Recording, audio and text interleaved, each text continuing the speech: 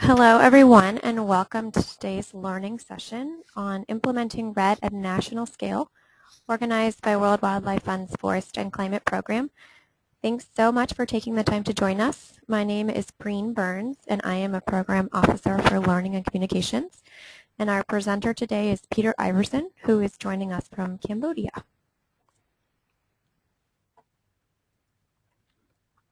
Before we begin, I'd like to share a few housekeeping tips and reminders.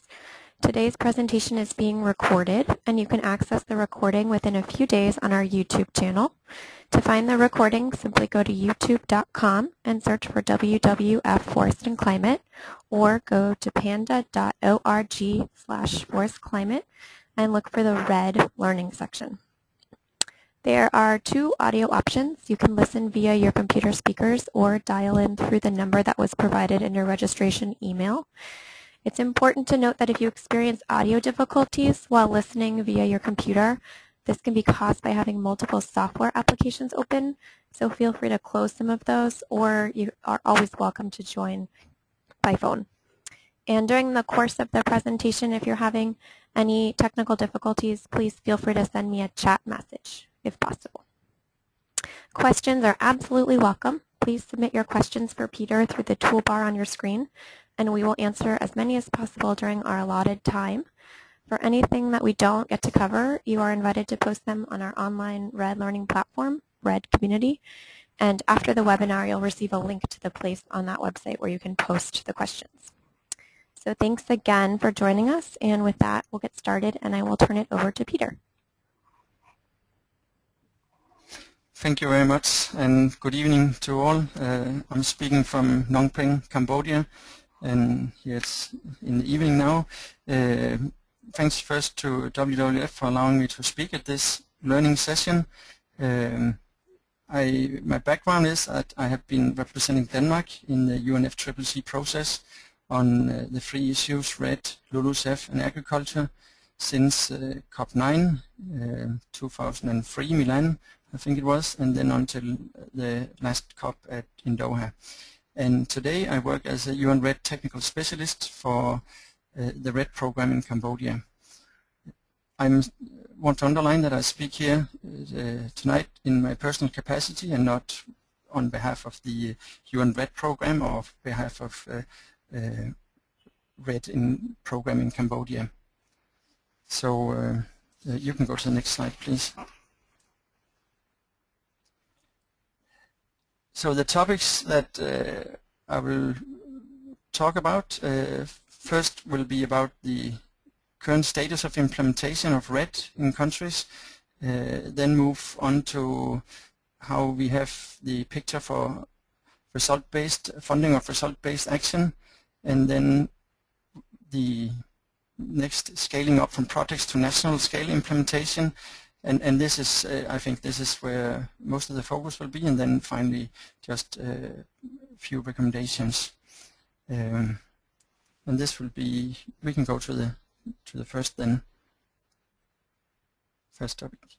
Yeah, so while of course all the REDD countries I think can be said to be in the readiness phase, getting the required REDD plus infrastructure in place, at the same time we have, I think many countries are testing demonstration projects or pilot projects, whatever you like to call them, and which is totally in line with the decision taken at COP13 in Bali. This is very much then, of course, on a project scale only, and I think it's also to a large extent implemented by NGOs supporting governments, of course. And there's natural reasons for that, because I think very often NGOs actually has been engaged. I mean, they were here also before REDD, and they were doing forest conservation projects, they were doing livelihood projects, they were doing all kinds of things, maybe even in the same sites. And when REDD came along, why not try to use REDD also for what other things they were doing? And then also a very important reason is that the funding for the result-based actions, which many of the projects of course are aiming to get produce some results and get some funding, this is happening today through the voluntary carbon market, and this is basically a project based mechanism. And this also means that this is actually the experience that countries are getting right now, and this is very much the reality on the ground. If we move to the next slide. So there's many positive things to say about projects. First, of course, it allows you countries to, you could say, get the first experience with RED. And as I mentioned before, NGOs are actually already on the ground and are able to take advantage and implement RED in the areas. And then it also allows, since you could say you have a quicker start here, focus on hotspots. This could be, if you think about climate forest with high carbon content, I think many other times it would also be hotspots for maybe biodiversity, because I mean basically what is the NGOs working with? They are partly working with biodiversity also, they're working with livelihood. So there can be many positive things said about that they are able to focus on some of the most important areas from the beginning. And then it provides important lessons for countries, including on the safeguards, which I think it's probably fair to say that with the NGO engagement in this, we see a good standard set for the safeguards that I think it will is a good lessons for countries when they have to learn how to address and respect the safeguards in the national implementation of RED. So there's a lot of good things about projects. We can go to the next slide. But the downside to this project approach is, of course, it does not trigger the changes in national policies. Basically, it triggers some changes in the particular areas where you have the projects, and this is,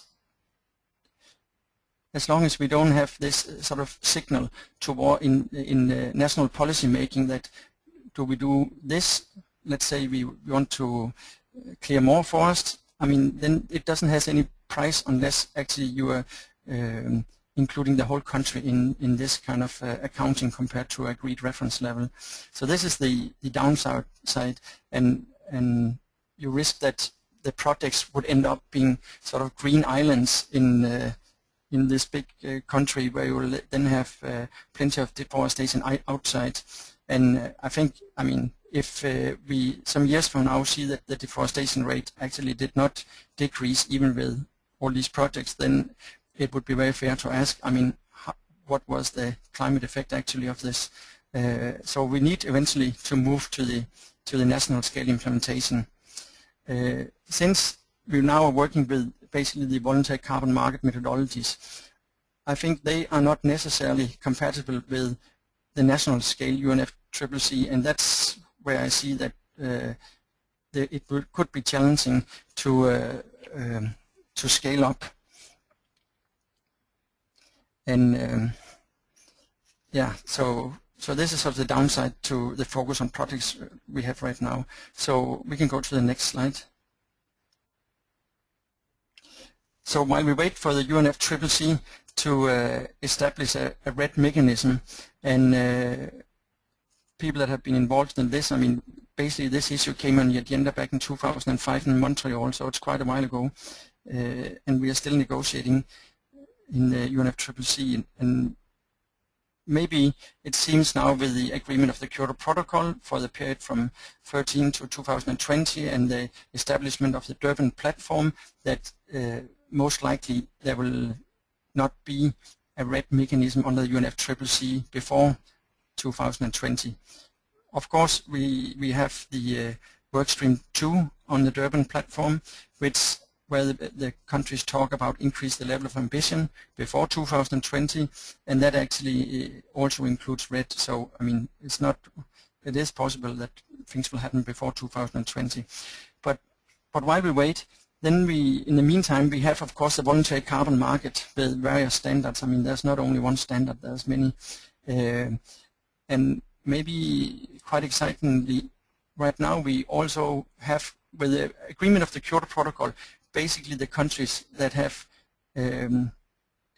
commitments under this protocol are not able to use RED to meet these commitments. But a number of countries do not have commitments under the protocol, but actually made pledges under the convention. and this is both developed and developing countries. And there's nothing that prevents these countries from using RED to meet these commitments. And I think we will see that, and this will basically be from now and at least until 2020. I mean, these commitments are very different in nature.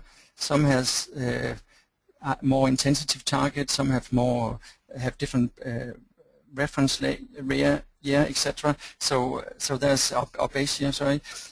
So there's all kind of different ones, but a lot of countries are developing local cap and trade programs, and one of them, which actually is a state original initiative, California's cap and trade program. I think they're working very much, done a lot of work on how to potentially include RED credits in their program. So there will be something. It will be up to each country how they want to and their system they make, how they want to include RED, if they want to include it at all. And some might want to use the voluntary carbon market, basically say we just use a standard that exists already, and some might want to develop their own standards. All in all, I think we will have a very fragmented RED plus funding of result-based action until 2020. I shouldn't forget to mention also that we also have bilateral agreements, of course. I mean, there's the agreement between Norway and Brazil, Norway and Guyana, Norway, Indonesia. There's also the carbon fund under the Forced Carbon Partnership Facility that will also reward result-based action. So there's a lot of different things that are going to happen before 2020. And why it's good that something is happening, of course, it is perhaps ends up being quite confusing and quite complicated for countries to navigate in this. Because if we have too many different standards and too many different demands, and countries do not really know what should they aim for, or if they try to aim for too much at the same time or whatever, it will, I see, could be quite complicated. If we can move to the next slide.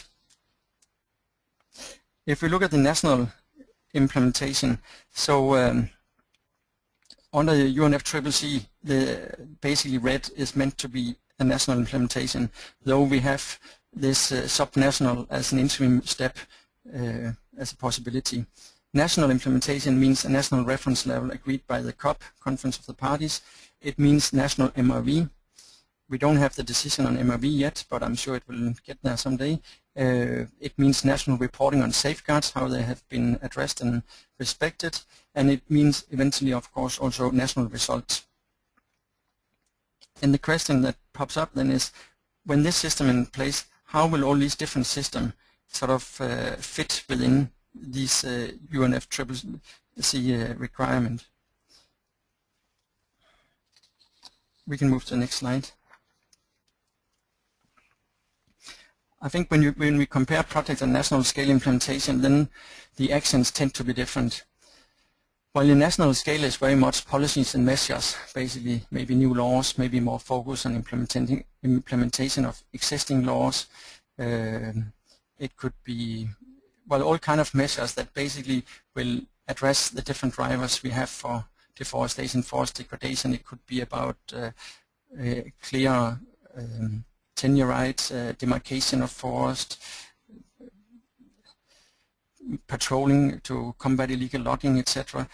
While when we have on the project level, we have, you could say, I would like to call it maybe we have the more intensive activities. Basically, this is activities carried out under a smaller area, a few thousand hectares perhaps, or maybe even tens of thousands of hectares, but more intensive activities. And I think also we will see that when we move to the way reference levels will be constructed, and we might have, I think we will have situations also when you have this more intensive management in some areas and not in others, then you have issues of leakage, etc., which we also have already built into many of the methodologies guiding the project level implementation.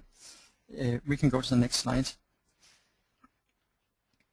So the modalities for setting an green reference level will be different between project and national scale implementation. National scale under the UNFCCC basically will be agreement by the COP. So countries will propose a reference level, and then this will somehow be assessed, and then the COP will probably agree. I think this is the most likely scenario. Projects, of course, have different approaches, especially, I mean, now on the voluntary carbon market. For example, project can have a reference area which is different from the project area. This will be very difficult to operate. I mean, have project and national implementation at the same time if they are actually using the same areas as to set the reference level. So I think there's a lot of risk of double counting and having reference levels that are not comparable. Also, the methodologies for measuring, reporting, and verification are different. When we move to national scale, of course, you don't have any leakage issues then, at least not on the national scale, which is the one we look at. International leakage happen in all sectors, and this so far is not something the UNFCCC has been able to address. But projects, they can have leakage areas, for example, to assess the leakage, and they operate normally with maybe deductions of credits to compensate for leakage or displacement, or they can also have buffer accounts to account for reversals, which is something we will of course have to see how the national scale implementation will manage that one, because it has not been discussed very much at the international level yet. So we can go to the next slide. So I think national scale implementation on the UNFCCC, we all already have decided that this should include all significant activities in carbon pools. Projects don't necessarily have to follow this approach, and I think basically they often will have to be redone to be comparable. And maybe this can be difficult if project developers has developed a project in good faith that this was actually a project that would last at least for 30 years, and then the country will come and say, now we like to participate in a mechanism on the national scale, and so countries and project developments will need to work together to find out how to avoid that all these projects will be a barrier for moving to the national scale. Also, I think on the national scale we will probably see that the setting of the reference level will be very much based on a land-based approach, because I don't think you can do activity-based approach for the whole country. And I think projects, on the other hand, are very much, and will probably also in the future be very much based on a kind of activity-based approach, which will reduce the comparability between the two. So we can move to the next slide. So I think the correct approach would be that countries should first construct a national reference level and get it approved for a UNFCCC process, and then it can set national rules for how they want to include subnational projects under this reference level, and they can construct their own, you could say, local reference level using the same methodologies to make sure that there's actually things are not being accounted 2 times. Right now we're in the opposite situation, that actually the UNFCCC process is not ready, but the projects are ready and the projects are moving forward. So we will have this situation, and eventually I think that countries will have to consider how they can merge the projects into a national level. So and this can be a challenge. We can move to the next slide. So another question, of course, is how will the UNFCCC and the voluntary carbon market function together? I think if you particularly look at the experience from the Kyoto Protocol, I mean, the UNFCCC are not really concerned about whether countries will also approach the voluntary carbon market, but basically national means national, so you don't have national minus a few areas here and there that are not included. But the voluntary carbon market, on the other hand, that will be troublesome, because of course you cannot, I mean, nobody is interested in double counting. And if you look at the, also under the Kyoto Protocol, the countries that are have obligations under the Kyoto Protocol, basically there's no voluntary carbon market in those countries because it's not possible without doing double counting. All, even you could talk about additional activities, will be captured in the national totals and therefore used to meet whatever commitment the country have, and therefore it's already included once and it cannot be included also in a voluntary carbon market. While on the other hand, you have lots of voluntary carbon markets in, for example, the United States, which are not part of the Kyoto Protocol. So there's a clear difference here. But we do have under the Kyoto Protocol joint implementation, which is an example of project accounting within national accounting. Basically this works in the way that countries still account for the full sector, but then you have whatever project you have under the joint implementation, and there's agreement about how many emission reductions or whatever have happened within this project, then you can deduct that from the country's totals. But you sort of first make the calculation for the country's total before you sort of make the deduction. And this is yeah, and we can go to the next slide, sorry. So what could happen, of course, is that allocation of national reference levels to project. You could imagine that countries would want to do that. Like, for example, they have different jurisdictional areas that maybe have control over the forest resources, and it would make a lot of sense to divide the reference level up into different ones. I mean, if you have a very simple example, one country, it consists of two states, only state A and state B, and the national reference level would be 10 million tons of CO2, and the two states are basically equal, so they will have a 5 million tons each. Then in case we have the state A to reduce emissions by 2 million tons and state B will reduce emissions by 1 million ton, then you can divide also the incentives accordingly. So basically reward A for being so good, and also of course that's something for state B because they also improved. The difficult situation of course arise if state A reduces emission by 2 million tons, but state B is less fortunate and actually increase emissions by 2 million ton. If you look at the national result, then this is basically zero because the emissions are still at the level of the reference level. There was no improvement, meaning there's no incentive to distribute. Whether the country want to have an internal allocation and ask B to pay to A or whatever, this is of course up to the country, but I think if you have X number of projects, then this kind of calculation becomes quite complicated and probably not realistic. And of course, the more, I mean, when we talk about two states, it's easier. If you talk about a lot and you talk about many projects, then you could say the overall cost of MRV, of course, will go up. If you have projects, these extra costs for the projects, of course, will normally be borne by the projects, but you could say the overall cost will definitely go up then. We can go to the next slide. So one question, of course, for projects is, will project result depend on results achieved at the national scale? This depends very much how the system will end up looking like. But if we look at the kind of project-based mechanism we have under the Kyoto Protocol, which is a national accounting, then you can transfer this, but I mean you have to have something to transfer. If there's no result at the national scale, then it's quite difficult. I think when you have projects with more intensive interventions, red intervention, there will probably still be displacement issues between projects and national implementation.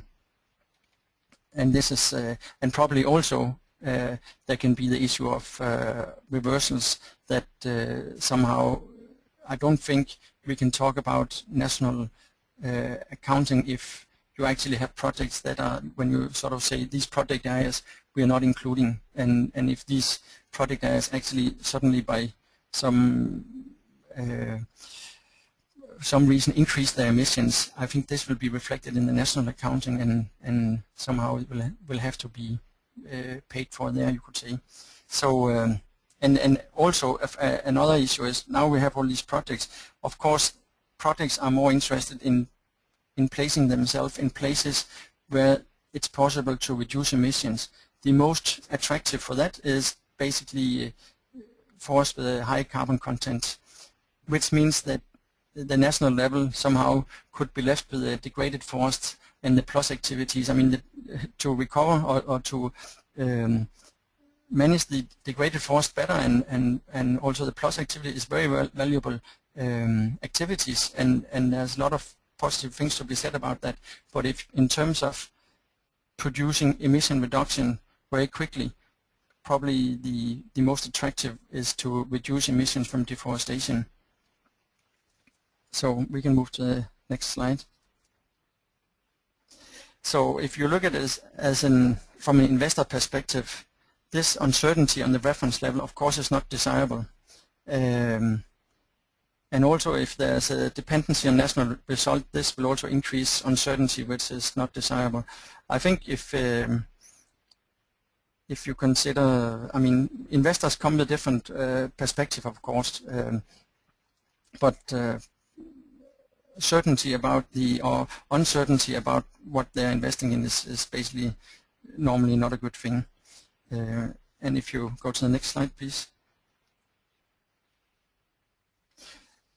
And if you look then from a country perspective, so just waiting for the UNFCCC to provide clarity, I think is not desirable, because I mean, right now I guess we are mostly waiting. Well, there's always coming a new COP every year, but now there sort of seems to be 2015 is the new deadline for a global agreement to start by 2020. But I remember in 2009 we were also seeing COP15 as the deadline. So just waiting is not a good thing. I mean, it can come soon, can come later, but so countries should probably move, I mean, not probably, should move ahead with what they can. And we have actually, luckily enough, significant interest for development of REDD projects. But countries should, in agreeing and allowing projects to happen, because make sure that these agreements, so that they avoid creating a barrier for moving to national scale REDD+, because eventually this is the aim sooner or later. And it would be fortunate if countries would sort of suddenly find that they're not able to move in that direction. So we can move to the next slide. So yeah, basically countries should maintain the flexibility to move from projects to national implementation in the agreements they make with project developers. And I think I think for sure this is possible. I think in particular NGOs that are doing projects in order to conserve forest, I mean, I guess they would be quite happy about if the countries would move to national implementation and conserve even more forest. So, I mean, it should be possible. And on the other hand, project developers, I think, and I guess that's in all kind of investments you make sure that there's actually other benefits than just one. I mean, than just the sale of carbon credits. Because I mean, forest conservation can provide a lot of benefits, and this might be a good idea to have more than just the sale of carbon credits in front of you. So this is basically the recommendation I can give, and then we can move to the last slide from this first part. So this is a flooded forest here in Cambodia. I went to last week. This is an example of a forest that has a very high value, and this is not in terms of the mitigation of climate change, but basically this is part of forest in a freshwater system. These water here is at 6 meters height, and or depth, sorry, and we were sailing around here in the tree crowns, and this has a tremendous importance for the fish stocks of the big lake Tonle Sap in the middle of Cambodia, which is very, very important for the fisheries and the livelihood. And of course the forest also provides important shelter for the local people living actually on the water, in case of storms. So there's many reasons for protecting the forest and keeping our forest, even besides the carbon and the sequestration. So with that, thank you, and I think maybe we go to questions now. Yes, well, thank you. So that was a great, insightful presentation. Thank you for that. And we are now opening it up for questions. And so to get started, our first question is from Florian Reimer. And Florian asks, have you reviewed the VCS jurisdictional requirements? There are not more reference areas. The subnational accounting area is referenced and the project area is referenced. So I will also turn this mic over briefly to Florian to see if Florian wants to follow up with that. So Florian, the mic is yours if you'd like to talk. I have unmuted you. Hello, but I don't need to explain it by Okay. if my question is clear, then I don't need to speak. If it's not clear, I can. Okay, thank you. Very good question. Yes, I have reviewed it and or looked at it, and I think actually it does address some of the issues I mentioned, that about the basically that the lower level, often the project level, will have to you could say get in line with the higher level reference level to avoid double counting. So it is actually trying to address this situation, and also I think the publication jurisdictional and nested RED requirements also give the example of where the jurisdiction is actually equal to the full country, and then of course then you have the national implementation. So I think it does address this. The situation I think is that not all projects in countries are the same type, like VCS. There could be many other ones, and exactly how they will get in line with the higher level reference level, this is what countries will have to sort out with projects. Great, thank you. Florian, do you have any follow-up for that? Or should we move on to the next question? No, thank you. Please move on. Great, thank you. So our next question is, the Voluntary Carbon Standards, VCS, has produced what they call the jurisdictional and nested RED approach. Does this solve the issue of having projects and national implementation at the same time? Yeah, I mean, the question is very close to the question just made by Florian, and I think my answer is more or less I mean, it does address a number of these issues that you should avoid double counting, basically. I think of course the jurisdictional approach here is built very much for having sort of still make room for the voluntary carbon market, and this is very much the situation we're in right now. How it will work, as you probably know, the whole funding question of a RED mechanism is still being discussed very much, and some countries are quite keen on moving towards a carbon market, and basically you could say without a UNFCCC decision, this is the reality on the ground right now. But other countries are quite keen to see RED funded by some, a fund basically, not being part of a carbon market, in particular not being used for offsets. This still has to be decided. It's very difficult to see or to guess how it will end right now. Yeah, for sure it is the carbon market. If it will be a fund-based system and basically the whole country will be included in this, then I see other countries decide not to take part in that and stay outside to participate in voluntary carbon market, for example, or they take part of it, and then I think it's going to be very difficult to have the kind of projects that we see today, but you can still have the projects where you have sort of the internal distribution in the country, but this is a bit different from for example, what we see from the VCS. I mean, this is a different kind of system. Great, thank you. So our next question is, what will happen if we don't have a UNFCCC RED mechanism, RED Plus mechanism?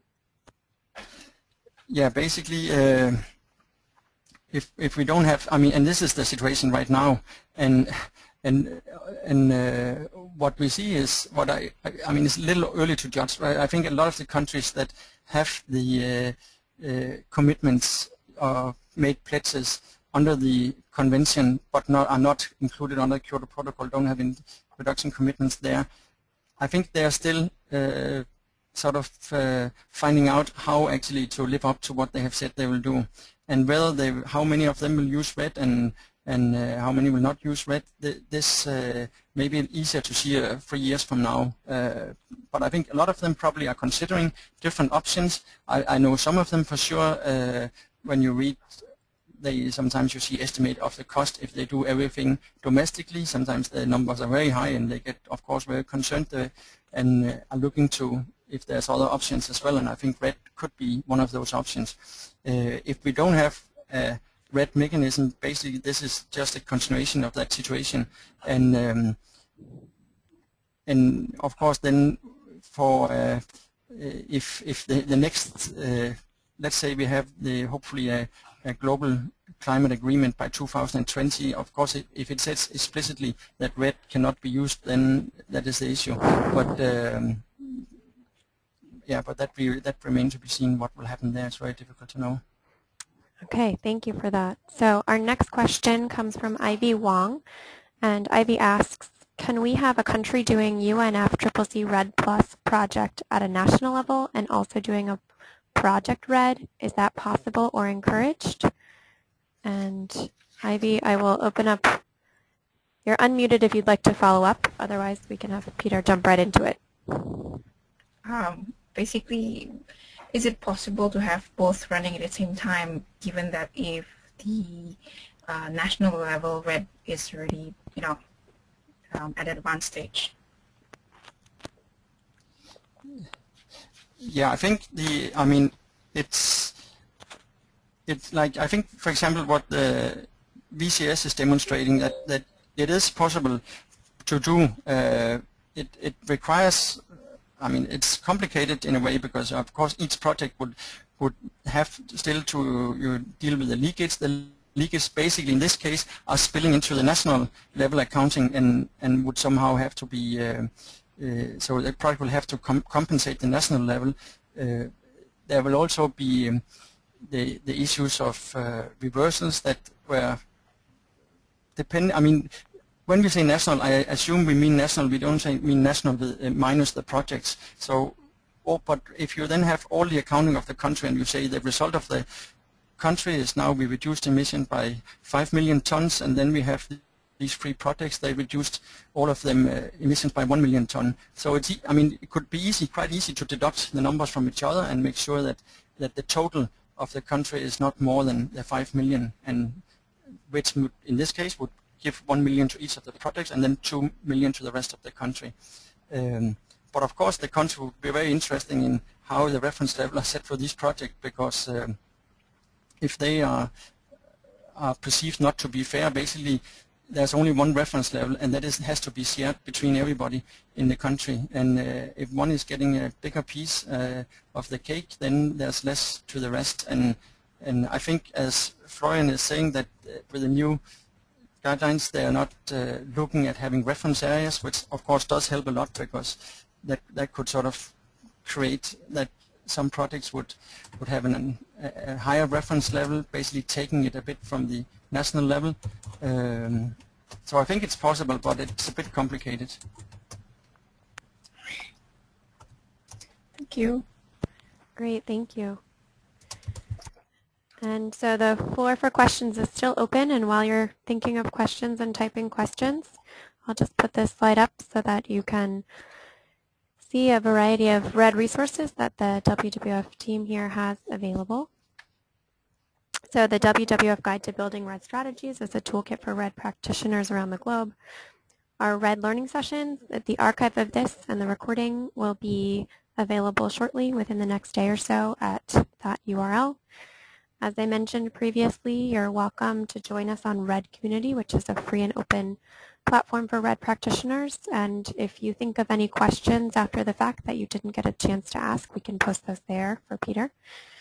And RED Resource Digest and Canopy are free resources that the Forest and Climate Program sends out. Feel free to subscribe at the URL listed, and you can always find more information about WWF's RED work at panda.org/forestclimate.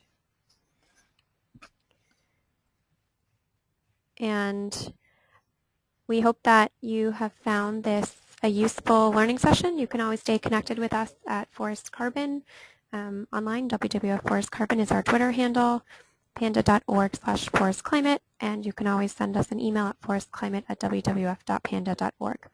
So thanks again to Peter for today's presentation. Thanks to all of you for joining us. We hope you found this useful, and we hope you'll stay in touch and join us at our next online learning session. And with that, I will bring us to a close, and thanks again. Thank you, Peter. Thank you very much. It's been a pleasure. Well, let's see. We have one more final question, I think, that has come in. Yes, we got a late-breaking question, so before people head out, Fernanda, I believe, asks, there are now discussions on a landscape or land use approach with RED as part of this. Do you think this is going to impact the negotiations? So, Fernanda, I'm going to unmute you if you want to follow up. No, it's okay if you understand the question, or I can explain. I think. All right, is that okay for you, Peter? Yes, very good. Hey, Fernanda. Good question.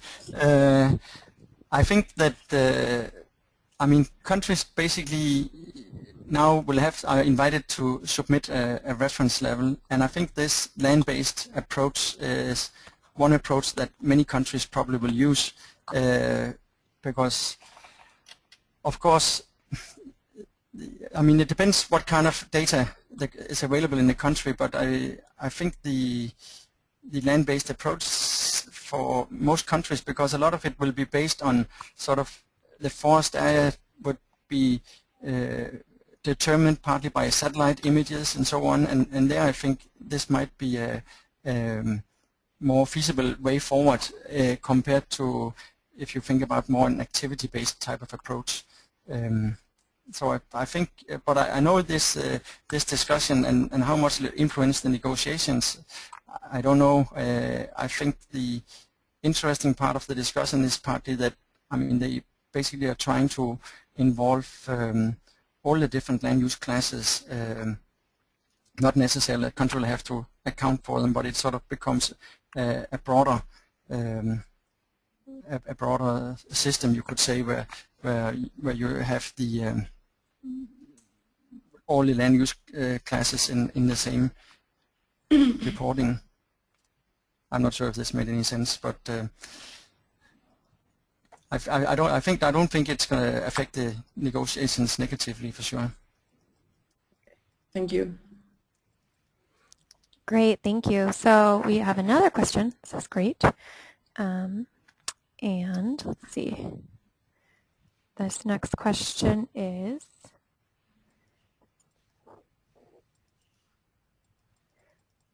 what is the most common approach to safeguard projects? What is the most common approach that safeguard projects tend to use, i.e. RED+, SES, UN RED, etc.? Or do projects prefer to develop their own safeguards frameworks? And this is from Claudia. And Claudia, I will unmute you only if you want to follow up, but otherwise you don't need to follow up if you, I think we're set. Okay, yeah. Thank you. Very good questions, actually. I don't know. I know CIFOR has done some research into RED projects and whether they have an overview of this. I think most projects would be using some kind of already known methodology, because basically if you are aiming at the voluntary carbon market, I think it is a great asset if you are actually able to explain what kind of standards you're using, and if everybody are developing their own, then it becomes quite complicated. So I think many will be using like I don't know which one is the more you could say more popular, but I think there will only be 3 or 4 different standards that probably project developers will use. Great, thank you. Great question, Claudia. Wonderful. So I do think that now we really are at the end of our questions. And just to bring us to a close, if you have anything else you wanted to ask, you can always post it to redcommunity.org in the link that you'll find in the follow-up email. And again, a huge thank you to Peter for joining us. This was a very informative session. We hope you enjoyed it. And with that, I will bring us to a close. Thanks again, Peter, and thanks to everyone for joining us. Thank you. Thank you for all the questions. Indeed. Goodbye.